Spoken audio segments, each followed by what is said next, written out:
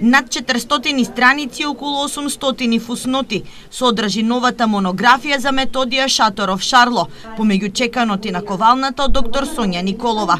Шарло е еден од најоспоруваните револуционерни личности. Тоа е револуционер кој се борел за создавање на самостојна Македонија, а половина век бил покриен со превезот на предавник на сопствениот народ.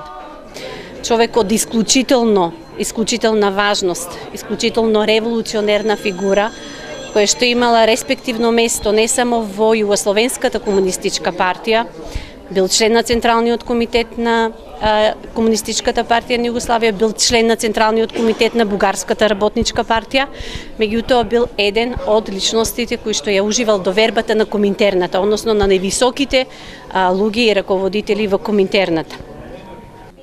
До 90-тите години Шарло представувал табу тема помеѓу историчарите. Бил маргинализиран, но со испливувањето на фактите се покажало искривување на историјата.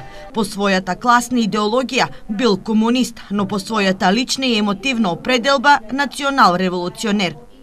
Тој од поранешните власти и уште во текот на 1941 година беше окарактеризиран како човек неподобен во релацијата меѓу македонското раководство, значи на Комунистичката партија со, да речам, со Комунистичката партија на Југославија, односно со Јосип Броз Тито.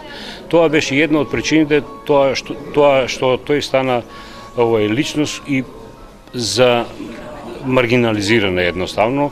За да ја објави оваа книга на Николова и биле потребни 5 години истражување по македонските, бугарските, но и српски архиви.